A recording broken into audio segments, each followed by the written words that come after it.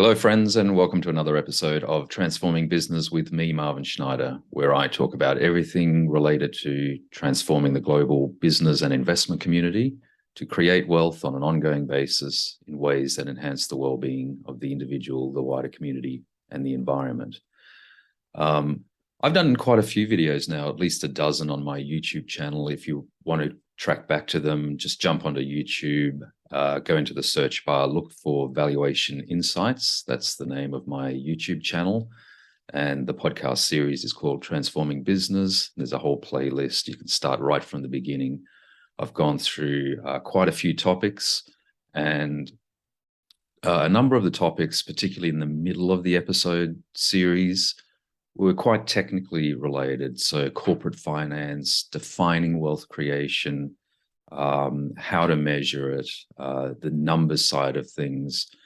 And then I've had some sort of softer type of topics around describing the aspiration for companies, the aspiration for institutional investors, and even fairly esoteric topics like higher consciousness in business. And fundamentally, part of the whole transformation success will be predicated on senior business leaders. So I'm talking about board members, chairs, CEOs, the top leadership team within companies, operating from higher consciousness. And what that means is setting aside current thinking, Milton Friedman type thinking about corporate governance and the purpose of corporations to maximize profit solely for the benefit of shareholders. That notion needs to be set aside, because that notion really operates at a very low level of consciousness and really doesn't serve humanity in the broader sense. And so when I talk about business leaders needing to operate in higher consciousness, what I'm really talking about is a mindset where across the leadership team, include from the chair down, right down to the shop floor, around having a dominant purpose grounded in a noble intent to be of service to society, in offering up the products and services that your companies are putting into the market, and producing them and distributing them in ways that enhance the well-being of the individual, the wider community, and the environment. And in doing all that, creating a sustainable level of wealth on an ongoing basis, because the institutional shareholders, that's what they want.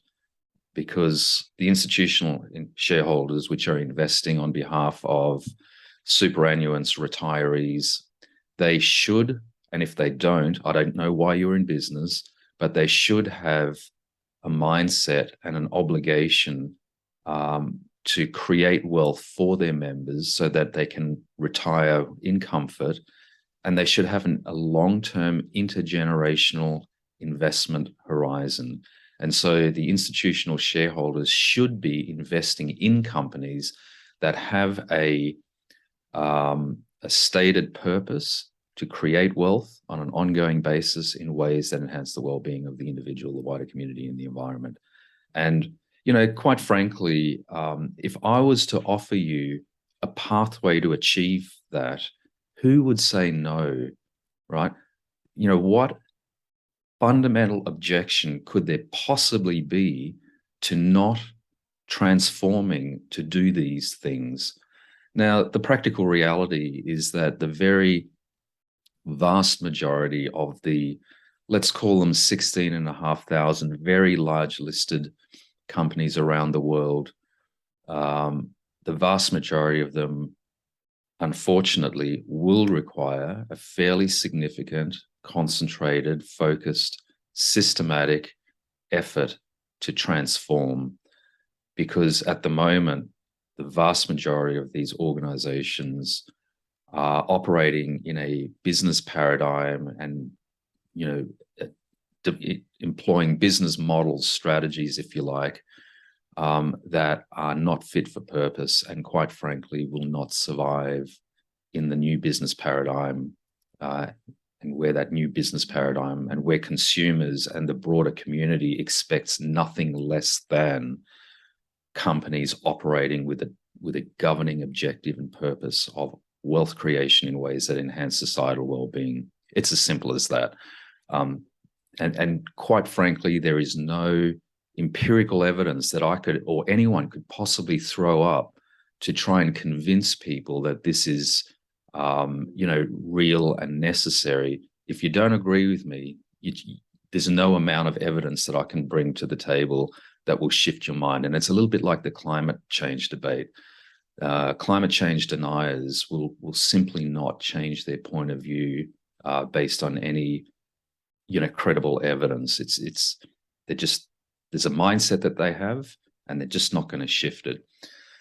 But the good thing is that, at least at the moment, there are a small number, and I'm going to say they're in the minority at the moment, of chairs, board members, CEOs, that at least intuitively understand the imperative and the benefit of operating in the new business paradigm that I'm describing, and that I've put together the capability to actually transform. So we're shovel ready to do this. And so the call to action is to get going. And that's kind of what I want to talk a little bit about today, is a program of work to begin the process of transforming the first tranche of companies. And so this is really a call to action for, I'm looking for people to help me, because clearly I can't do this myself, right? So I'm located in Australia. Australia is not the largest and most dominant economy in the world. And to be honest, a lot of Australian business executives are not probably yet, at the level of consciousness and awareness to want to jump on board. I'd love to be proved wrong on this, but my sense is that the first movers in terms of the business leadership community, chairs, CEOs, senior executives, are probably going to be in the UK, the Europe, and North America. Now, North America is an interesting market because there's certainly a large rump of executives in North America that probably wouldn't jump on board straight away, but there's enough where it's worth sort of beginning that process. So what I'm looking for is a group of people to help me communicate to boards and executives, CEOs, around a proposition to consult to them and help them in the transformation process. And so these people will be really well connected. They'll have an extensive network of people, influential people in the board community and the CEO community in the target markets that I'm talking about. So North America, UK, Europe, and Australia. Let's not throw Australia out of the mix. So if you're operating in Oz, by all means, please get in contact with me. And the target group of people that I'm looking for to help at the moment are senior partners in top tier strategy consulting firms. So the McKinsey, the Bain, the BCGs, other top tier consulting firms, Carney, Maricon, if you're in that mode, where you have a desire to possibly either you have already gone out on your own, or you have a desire to go out on your own, but you have the connections, you have the drive, you're on board with the mindset, the agenda, the imperative. I'm looking for a group of people around the world to help me start the process of reaching out to chairs and CEOs, putting a proposition to them to engage with us, and then to work with those organizations to begin the transformation process in a consulting environment. All right, so that's the background of this episode. So let me just share some share a screen. I'm going to put a couple of slides up, and we're just going to talk about or recap on a few ideas. All right. So fundamentally, the objective is to identify and start working with a series of organizations around the world to take them from their current position in this cause OCI assessment matrix. And I'll just quickly recap on that, but take them from where they are today and in a series of transformational moves, take them from where they are today into the top right-hand quadrant of the cause OCI matrix. So this, again, two dimensions. The first dimension, the cause rating dimension, is an objective assessment as to the extent to which the organization is operating consistent with the principles required to underpin ongoing wealth creation in ways that enhance societal well-being. So that's more of the softer side of things. And OCI stands for Organizational Capability Index. These are the kind of internal capabilities, bread and butter capabilities required to sustain ongoing wealth creation, because it is a systematic and deliberate effort.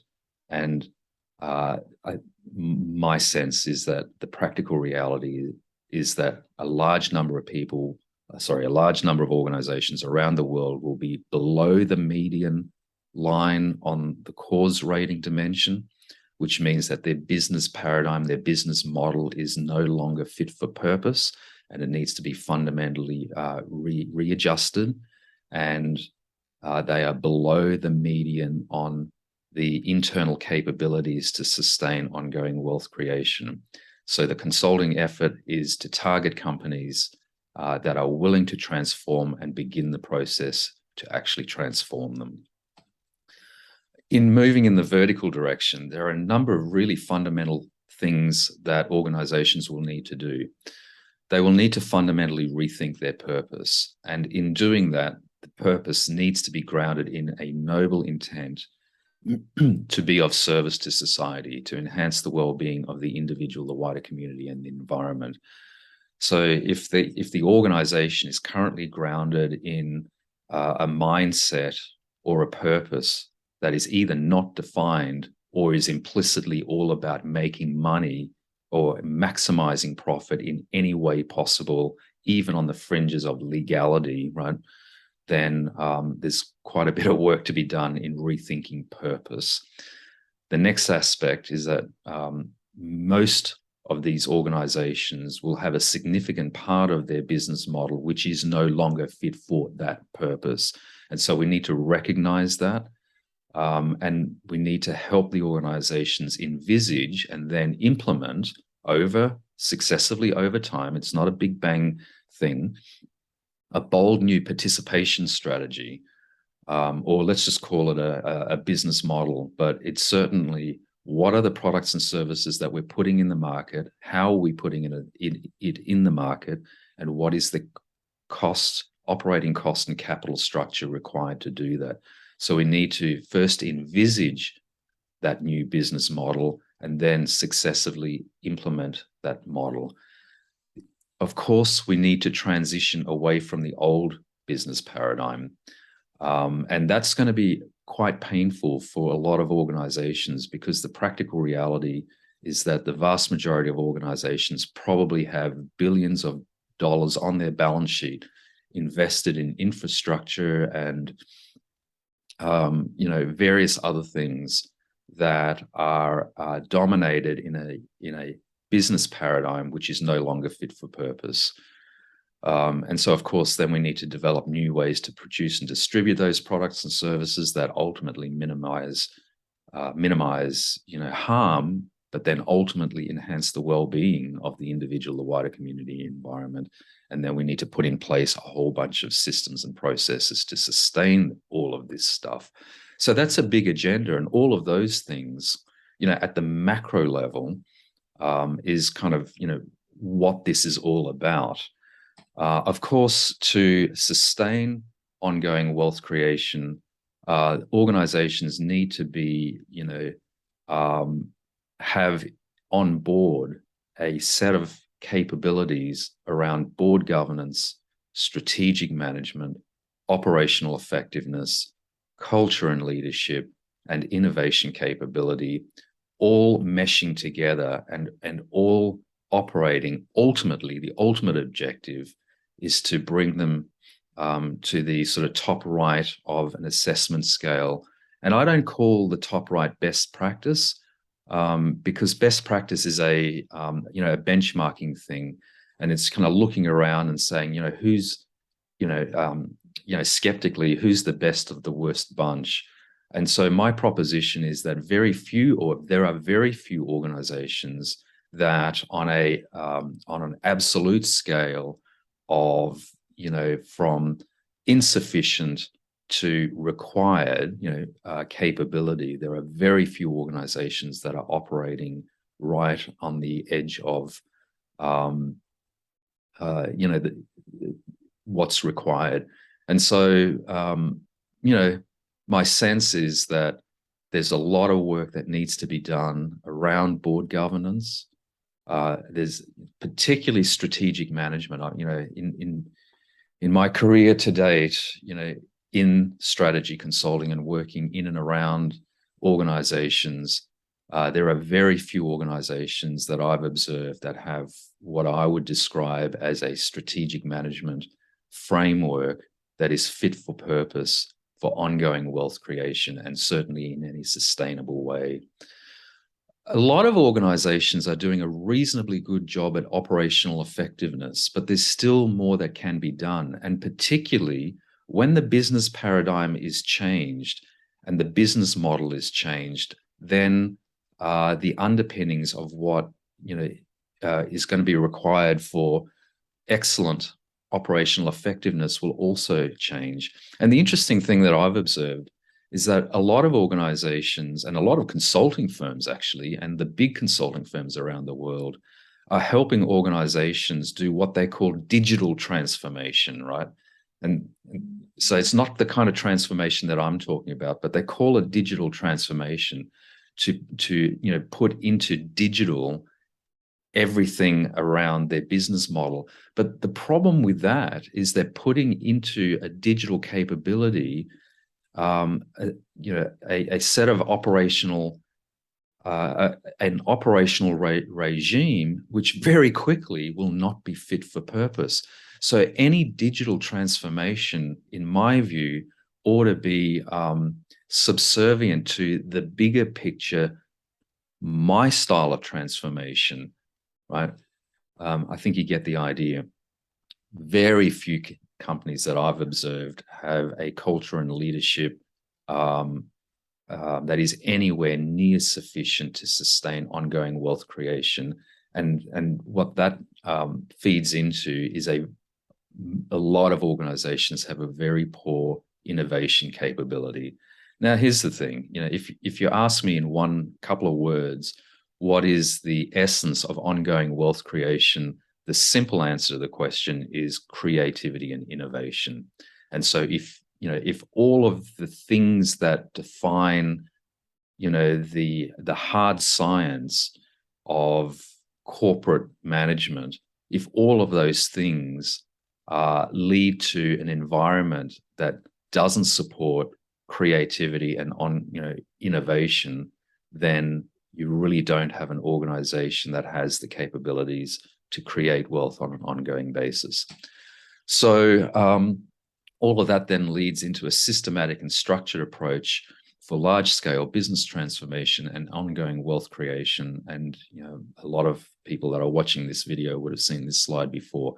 But the reason why I'm bringing it up again is because it does talk to the kinds of things that we would start to do with organizations. In other words, a program of work.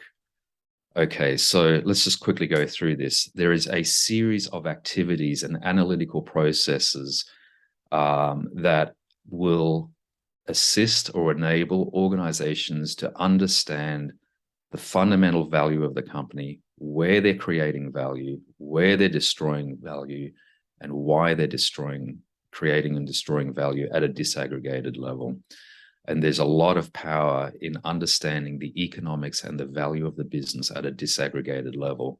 Now, because this whole thing is dominated in the objective of ongoing wealth creation, then it has to be dominated in an understanding of value, so financial value, the kind of value that should be mirrored in capital markets and share prices. Okay, so there needs to be a value measurement capability. And, it wouldn't be too surprising if one of the first things that we do in the engagement process with companies, chairs and CEOs, is to undertake an internal valuation of the business at a disaggregated level. And that creates the starting point or the reference point that defines what is required to then create wealth on an ongoing basis. Of course, wealth creation itself is this blue ribbon. Wealth creation itself is a human endeavor grounded in creativity and innovation. It is about thinking about and then implementing through a structured process possibilities to do things better, differently. And fundamentally, the better bit is a better value proposition for customers. In other words, products and services that meet customer needs in a better way, and then implemented with a cost structure and a capital structure that is economically profitable and therefore create wealth. The last bit in the horizontal ribbons is the kind of business process, integrated business processes, beginning with strategic planning that is required to lock in and embed in strategic management processes ongoing wealth creation. So there's a lot of work to be done in the orange ribbon as well. I want to talk about the maroon ribbons. This is all about culture, people, culture, systems, processes, and structures. It's the softer science.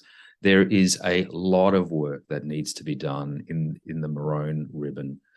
Now, my expertise is more in the horizontal ribbons. This is where I've sort of cut my teeth over the last sort of 25, 30 years in my kind of career path. But I am looking for people to come on board to really help engage with the organizations around transforming culture, leadership, those kinds of things, team-based, capabilities. There's a lot of work to be done in this. And one thing that I would say as well is that I know a lot of organizations engage in culture, leadership improvement kind of programs, but typically they're done in isolation of a bigger picture agenda. And so what I'd like to see is that all of the culture, organization, leadership, system, structures, processes, work is done within the context of a full transformation agenda. All right. So that's a bit of a background into what I'm seeking to begin to do in a small number of organizations. Now, I want to get going in a small way because I've put the call out already for a number of existing, global strategy consulting firms to come on board. I haven't had a good response. My sense is that they're just sort of conflicted and they don't want to work that hard in doing the real work. So what I'm looking for is a small number of special people at the moment to help me reach out to some organizations and then begin the process of actually doing the work. And it will be very exciting consulting work. And we're going to have a small team working together, predominantly remotely, not highly leveraged. So mostly, people that have a background in sort of senior partner level within top tier strategy consulting firms that really want to reach out and do important work. And then we'll build the capability, we'll add people, we'll put more structure around it. And then ultimately, my sense is that we're going to form a dedicated consulting outfit with a global capability to do this and assist as many organizations as possible around the world. So that's the vision. So in terms of what would we do, clearly the first thing we're going to do is, we need to reach out to these organizations, and we need to put a proposition to them, convince, either they will already get a sense that there is a need for transformation, but at least we need to communicate to the chair and the CEO. That's who we're communicating to, the chair and the CEO, initially, a program of work that will take them from the bottom left-hand quadrant of the cause-OCI matrix to the top right of the quadrant. So we need to sort of communicate that proposition. Which organizations are we looking for? I am industry agnostic. This structured transformation process will work in most industries. There's not too many industries that it won't work in. In fact, I'm not even aware of an industry that it won't work in. But typically, manufacturing, industrials, technology, the full gamut, financial services. There really isn't an industry where it won't work. It'd probably okay. So that's fine. So we're industry agnostic. But there are a few other things that will, characteristics of organizations. And one is the characteristics of the leadership team, particularly the chair, the board chair, and the CEO.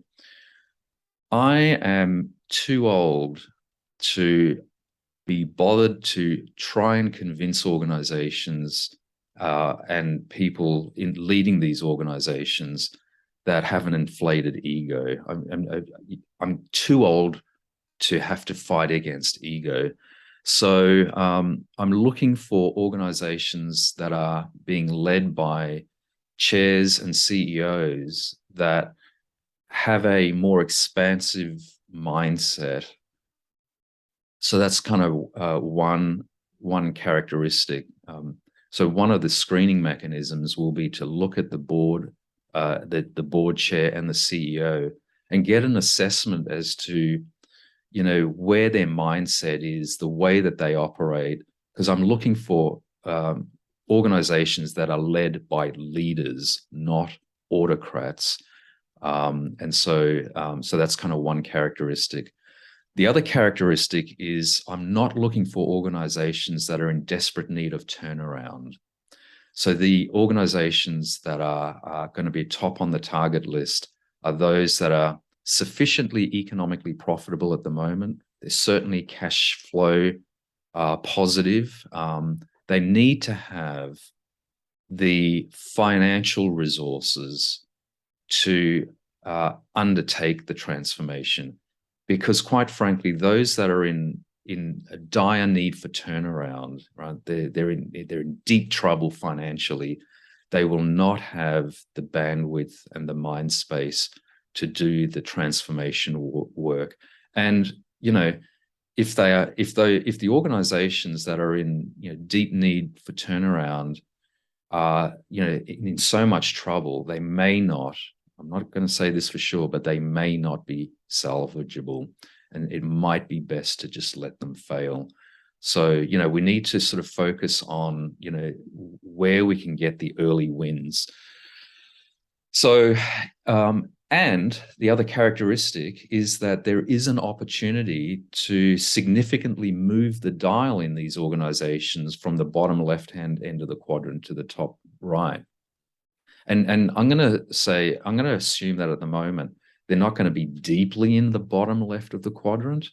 They're probably going to be sort of more in, the center crosshairs of the quadrant, but there needs to be sufficient opportunity through the consulting effort to move the dial for them and therefore have a significant wealth creation impact and transformation impact, because that's fundamentally what we're going to get paid for. All right. Probably as a lasting note, the one thing that I'd say is that when we